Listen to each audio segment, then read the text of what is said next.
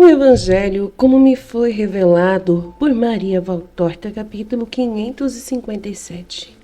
Chegada de Siquém, os parentes das 3 crianças arrancadas dos ladrões. Valtorta descreve visão dia 18 de janeiro de 1947.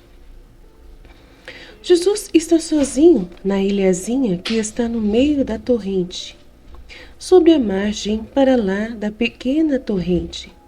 Os 3 meninos estão brincando e cochichando em voz baixa para não perturbarem Jesus, que está meditando. De vez em quando, o menorzinho dá um pequeno grito de alegria por ter achado uma pedrinha de cor bonita ou então alguma florzinha nova. Os outros 2 o fazem calar-se, dizendo: "Cala-te, Jesus está rezando." Mas o cochicho continua, enquanto as mãozinhas morenas estão construindo com areia pequenos blocos e cones que na imaginação das crianças deveriam ser casas e montanhas. Lá no alto o sol está brilhando e fazem crescer cada vez mais os brotos nos galhos das árvores e fazendo que se abram os botões das flores nos prados. Os álamos deixam tremular suas folhas verdes cinzentas e os passarinhos, bem no alto das copas, brigam uns com os outros e às vezes terminam ou com um canto ou com um grito de dor. Jesus está rezando, sentado na grama, com uma moita de salgueiros servindo-lhe de anteparo entre ele e o caminho da margem. Está absorto em sua oração mental. De vez em quando ele levanta os olhos para observar os pequenos que estão brincando na grama. Depois torna a baixá-los e se entrega de novo aos seus pensamentos.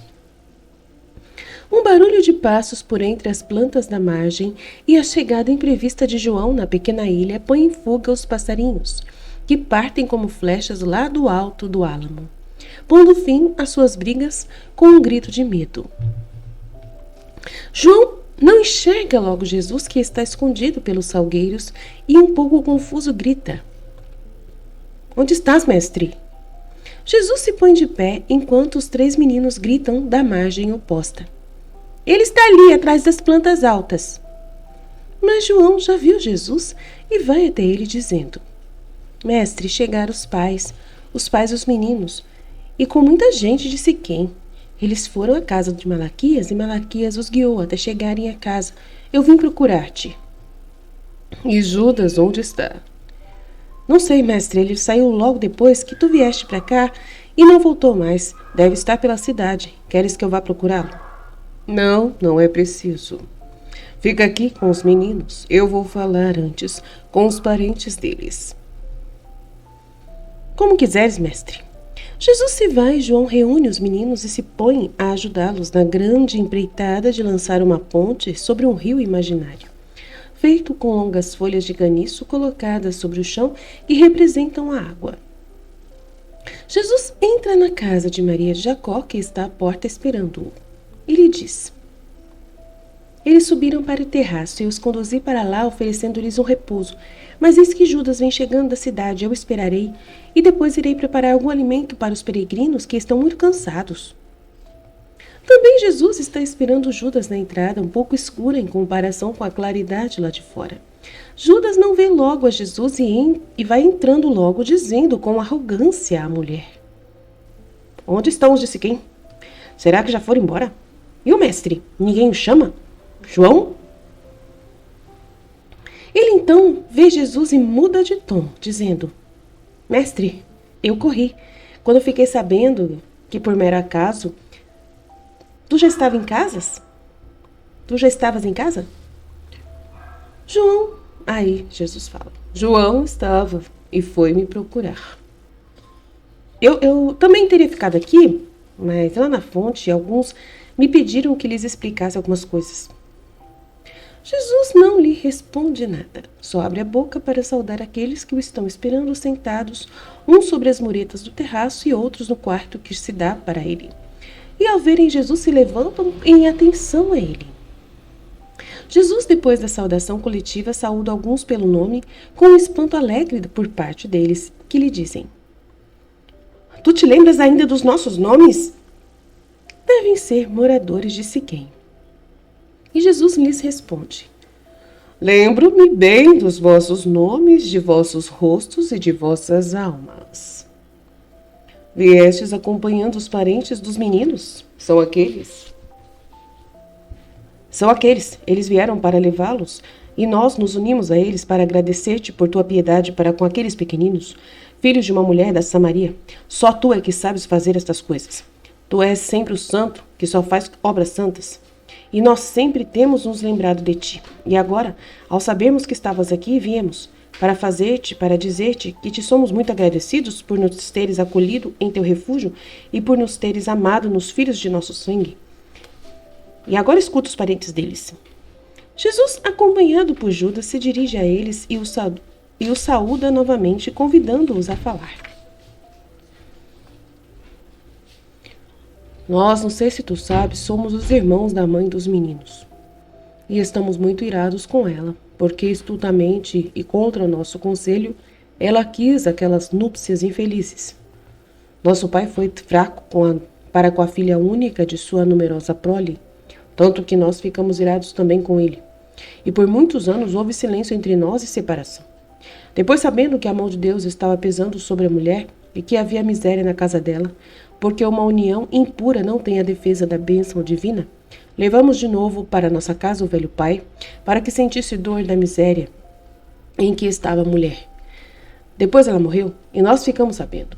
Tu havias passado pouco tempo antes e de ti se estava falando entre nós.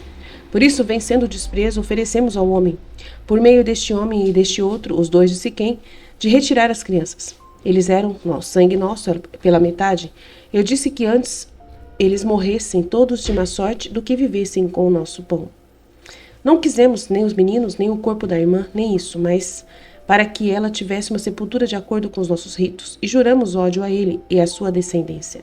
E o ódio o feriu como uma maldição, a ponto de o fazer de homem livre um servo e de servo um morto, como a um chacal em um covil fedorento.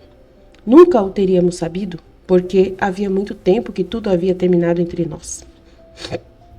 E tivemos muito medo, só isto. Quando 8 noites atrás vimos aparecer em nosso terreiro aqueles ladrões, e depois, ao sabermos por que é que haviam aparecido, sentimos ódio, e não mais dor, que nos mordeu com o seu veneno. E nos apressamos em despachar aqueles ladrões, oferecendo-lhes uma boa recompensa para tê-los como amigos. Mas ficamos espantados ao ouvi-los dizer que já haviam sido pagos e que nada mais queriam. Judas, de repente, rompe o silêncio de todos, dando uma risada irônica e gritando: a conversão deles, total de verdade. Jesus olha para ele com um olhar severo. E os outros olham espantados para ele, e o que estava falando continua. E que podias esperar ainda deles? Já não é muito eles terem vindo, guiando o pastorzinho e desafiando os perigos sem pedir pagamento? Em uma vida desgraçada só podem ser também desgraçados os costumes. Certamente não foi grande a rapina feita ao tolo vagabundo que morreu.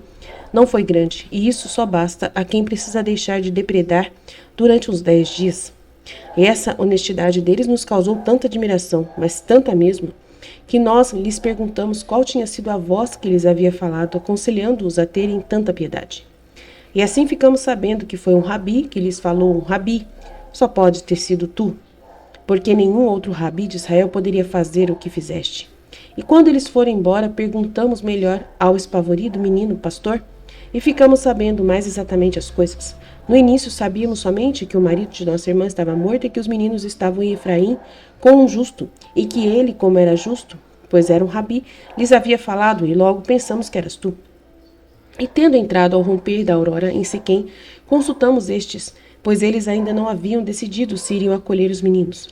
Mas eles nos disseram: e então, quereis dizer que foi em vão que o rabi de Nazaré tratou com amor os meninos? Pois é certo que é ele, não duvideis. Vamos todos a ele, isto sim, porque a sua benignidade é grande para com os filhos de Samaria. E tendo programado os nossos trabalhos, viemos. Onde estão os meninos? Estão perto da torrente. Judas vai dizer-lhes que venham. E Judas se vai. Mestre, este é um encontro duro entre nós. Para nós. Eles nos fazem lembrar de todos os nossos cansaços. E nós ainda estamos em dúvida se acolhemos os meninos. Eles são filhos do mais feroz dos inimigos que já tivemos no mundo. Eles são filhos de Deus, são inocentes. A morte anula o passado e a expiação consegue o perdão até o de Deus.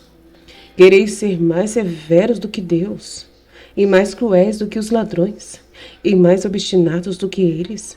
Os ladrões queriam matar o pastorzinho e ficar com os meninos, aqueles por prudente defesa, e estes por uma piedade humana para com os indefesos.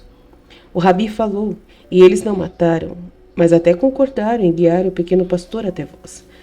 Deverei eu achar que fui derrotado pelos corações retos, tendo eu evitado um delito? É que somos 4 irmãos, e 37 meninos já estão em nossa casa.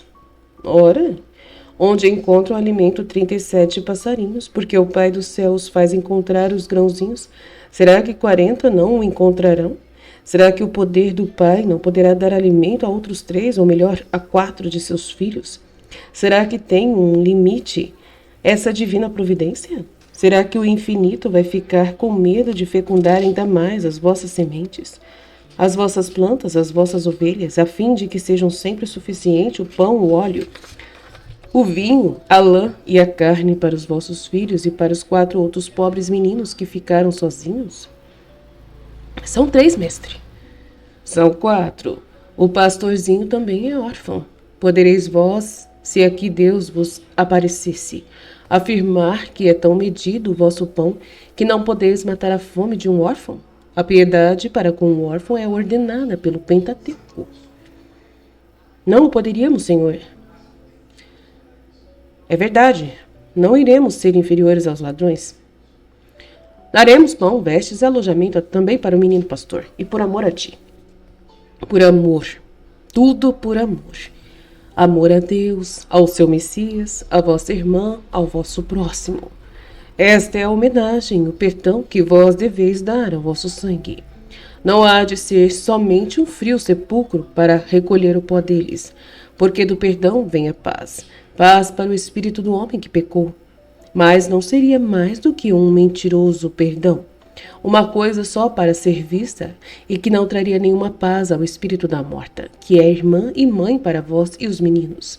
Se vós, a expiação justa oferecida a Deus, quisesseis ajuntar o pecado, a fim de ter como um penoso tormento o conhecimento que os filhos inocentes chegariam a ter do que aconteceu no passado, e pelo qual estão agora pagando, a misericórdia de Deus é infinita, mas uni a vossa, a dele, para dardes paz à morta. Nós o faremos. A ninguém teria cedido o nosso coração, mas a ti sim, ó Rabi, que passaste um dia entre nós semeando uma semente que não morreu e não morrerá. Assim seja. Eis os meninos. Jesus os mostra na margem da torrente virados para casa e os chama.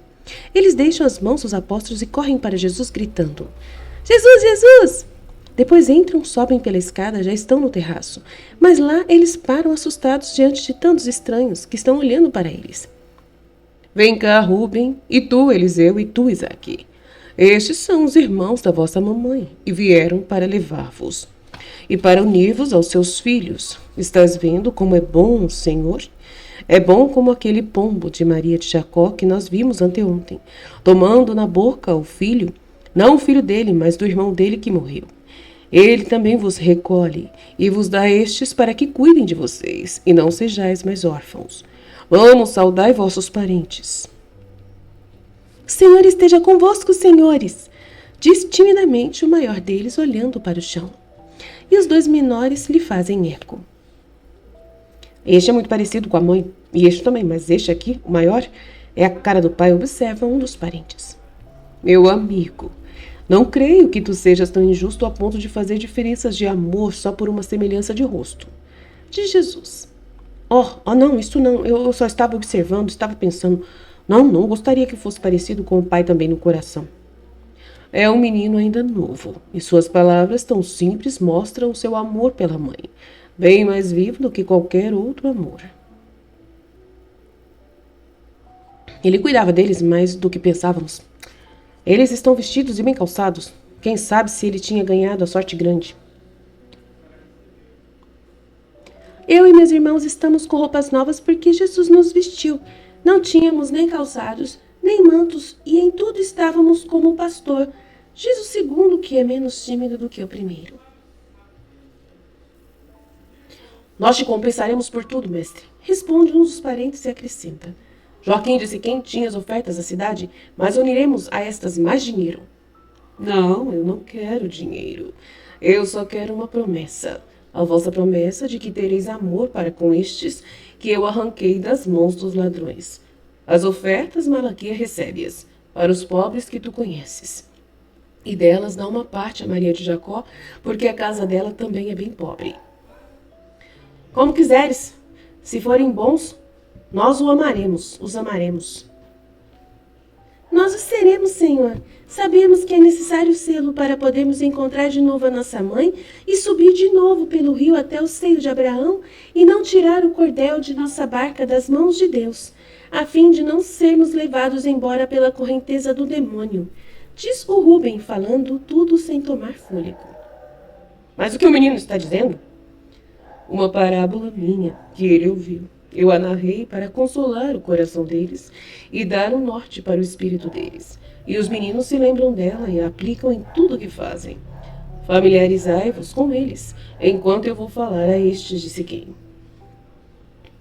Essa ainda uma palavra, o que nos espantou nos ladrões foi o pedido para dizermos ao rabi que tinha consigo os meninos, que os perdoasse pelo longo tempo levado, para nem todos os caminhos estavam abertos para eles, e que a presença entre eles de um menino os impedia de fazer longas marchas pelos desfiladeiros selvagens. Estás ouvindo, Judas? Diz Jesus a Iscariotes, que nada responde. Depois Jesus se separa para ficar só com os de Siquém, que lhe arrancam a promessa de uma visita, ainda que breve antes do calor do verão, e contam a Jesus ao mesmo tempo coisas da cidade e como os curados de alma e de corpo se recordam dele. Enquanto isso, Judas e João tentam confraternizar os meninos com os parentes deles. E assim termina essa visão Fiat.